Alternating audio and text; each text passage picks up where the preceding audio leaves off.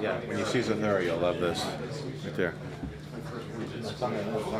We made a decision early to go with Stan Winston Studios to design with us the Iron Man suits.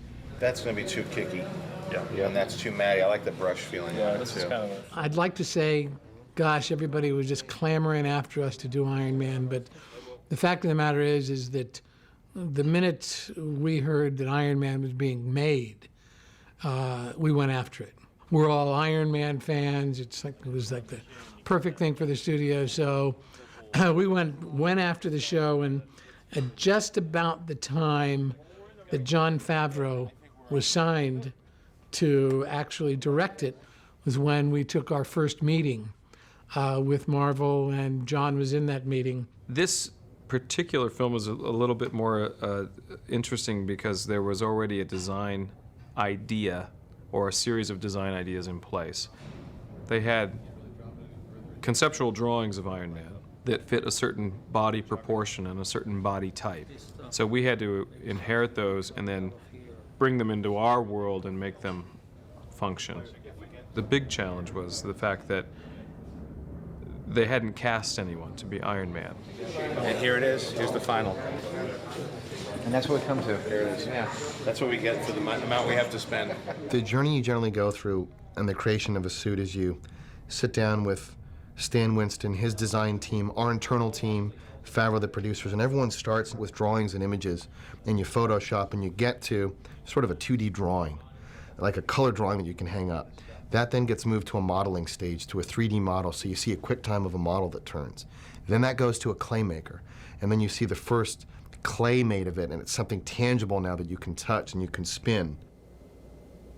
And we're convinced that a human head would actually fit in this thing, right? The ears are right up inside, right up against the... It's exciting. This is when you really get a sense of the movie coming together, when you start to see this. It's a bigger leap in some ways to go from an idea to this than to go from this to the actual movie. And then there's generally a maquette that's made, which is a miniature desktop model of it, and it might be only 2 feet tall. It's a work in progress, but it's coming along. That's great. Obviously, we don't have the wardrobe when we get with help. And then you wait, and you know the next step is the suit. And it's the full-size, shootable, physical suit that a person's gonna get into. I've never made a movie of this size before or of this genre. I've always been a fan, but it's a daunting undertaking. The day I knew everything was going to be okay was the day that Robert Downey Jr. was attached to play Iron Man. That is gorgeous.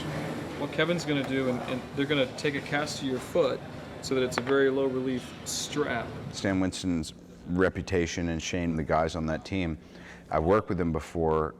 Every time you go into their shop, you go, oh my God, and they did that, and they did that, and AI, and this and that. And you see a history of films that I grew up on. The reason that I'm playing Tony Stark, the reason that I'm involved in Iron Man, the reason that I'm so excited is I'm crazy about movies. That's why I wanted to become an actor. That's why I could cry watching Chud, Cannibalistic Humanoid Underground Dwellers. I buy into movies, I love it. I see The Fly, I don't care if that's Jeff Goldblum going, you know, I'm like, I'm in it. They're transporting, the fly's dying. I mean, I'm a sucker for this stuff. Yeah, again, I'm just thrilled to land another gig with you. That's cool. Me too, man. Yeah. The best thing I can tell you about me is ultimately I just don't do anything. Oh, I'm sick. I'm out of here. All right. Later. Get a good night. Stan, thanks. Good to see you, Rob. Okay. I'll see you soon. I walk in like a fan because and I say it humbly because I really don't do it. I did it when I started. Now I oversee it. Shane oversees it. Everybody. I just enjoy it. I come in and it's easy for me to say, wow, that's cool. Do more of that. You know, make sure my name is on the screen. How many gags are you doing? We're going to do the inclined one Yeah. after this one, but this one right now you're more upright. We're just going to do a small blender section. Hey, I don't like my little tummy there. I'm not doing all this core work for nothing. That's all I'm saying. Behold the mass. I'm beholding. The We could hold off on this part.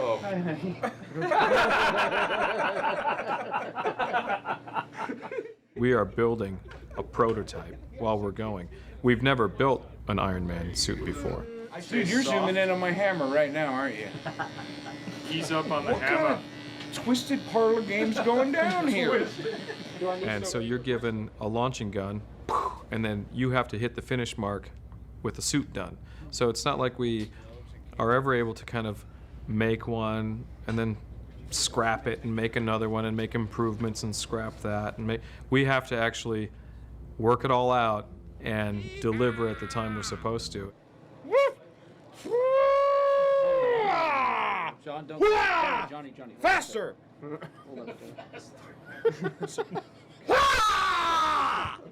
Thank you. Right now you're in the Stan Winston mold shop, the finishing shop. What you see behind me is where most of the parts are being modeled and parts are being painted.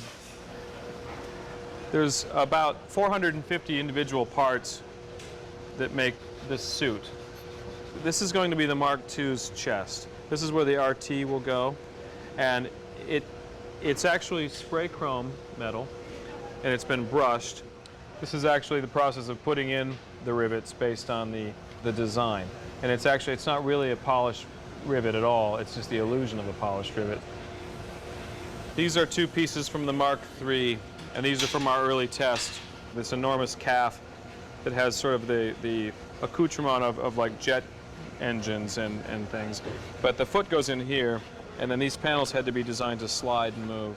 These are large sections of the Crimson Dynamo that are being made. This is a negative flexible mold, and these are just quickie temporary molds to pull out hard shells. What's interesting about what Trevor's painting is that this is a flexible paint for urethane that doesn't crack or buckle, and we have a lot of parts that are actually flexible. And it took a long time to get that to work. And this is Tim Nordella, who's mechanizing the Crimson Dynamo. There's a hatch that opens, revealing the sinister man who's inside. Eventually, it'll all be dressed like a very, very tight, and down below, like the cockpit of a dive vessel. But right now, these are just the outer shells and sort of the escape hatch of this particular thing here.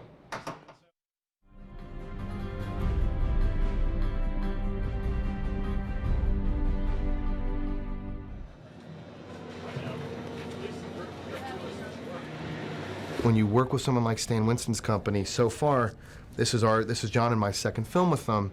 It's still a pretty magical experience when that suit's first rolled out. And Shane likes to put it behind a curtain generally and unveil the curtain in a very dramatic way, and there was Iron Man standing behind. What do we do today? I turn it on. And then you look at it and you touch it, and it's sort of half excitement and half fear because it's very real. And generally you're pretty close to production at that point when that suit's shown to you. So hopefully your research was right, and the proportions all line up, and the textures are good, and the colors, and all the decisions you made along the way make sense. Once you start to not see the whole guy, the proportions of him, and I think 235 is a good move here. I think it holds up really well. When John first saw it, he was all smiles. I mean, he was really happy. Once the stuntmen had really become accustomed to the suit, when they started out, they were just a little afraid of damaging it. Plates intersecting and chipping off paint and that kind of thing. But by the end of the day, he'd really gotten the full range of motion and had sort of learned to live in the suit. Those dailies at the end of the day were just amazing. I think everyone was just blown away.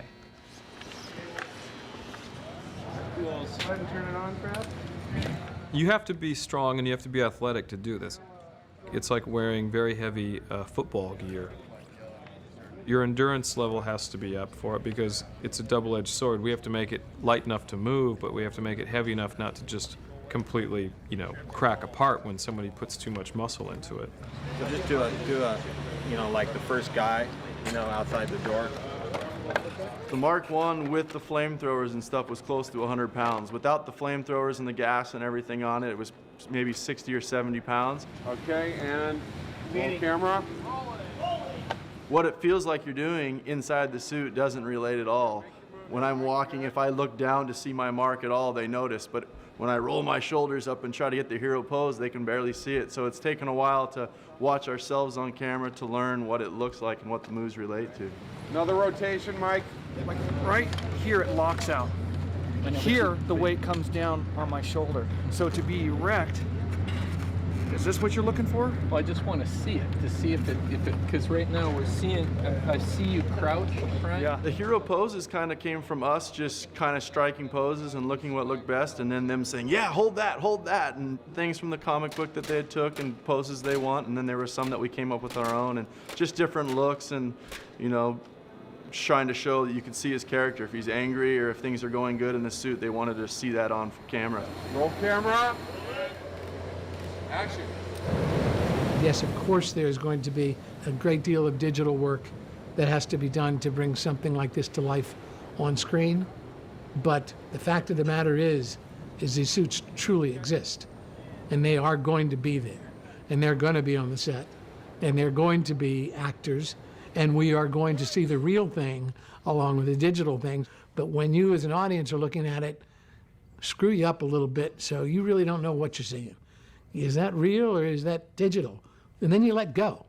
My background as a filmmaker is not in this sort of genre. I've dabbled a little bit in special effects in Zathura and Elf, but really I come from more of an independent background, primarily a comedic background. And so I really wanted to offer a human side that would fit in with my sensibility of filmmaking.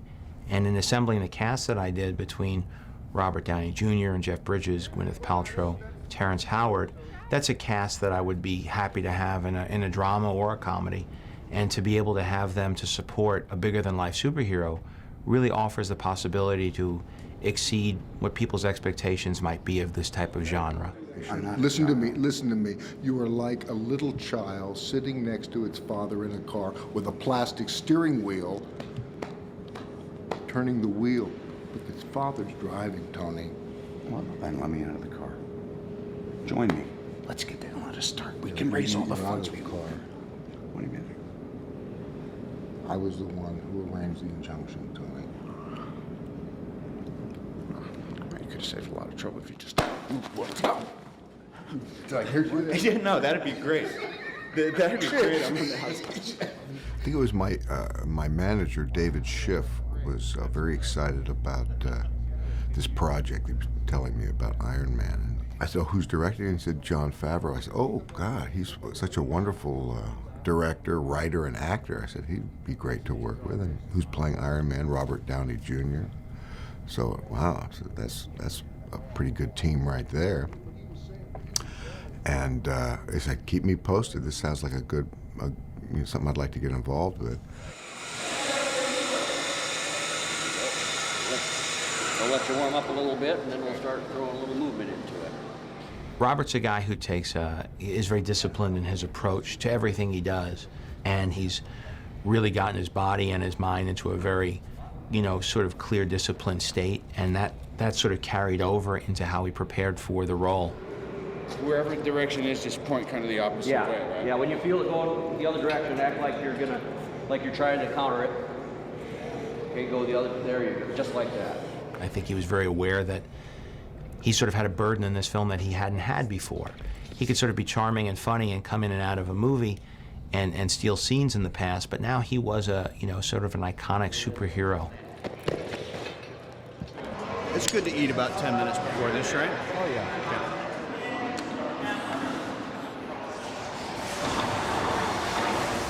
I weight train crazily, and I do a lot of martial arts and yoga, Kung Fu, Wing Chun Kung Fu, but I was doing that anyway. About a year ago, I said, I really want to put on some size, which isn't easy when you're in your late 30s, and now I'm 41. I thought if I'm ever going to do a movie like this, I've got to do it quick before it's not embarrassing. But anyway, I feel like I've got a 5 to 7 year window, and then if it goes past that, then I'm sure all the optical stuff and CGI will have advanced to make you look better. It's good. How's those legs, baby? Yeah, no, great shape.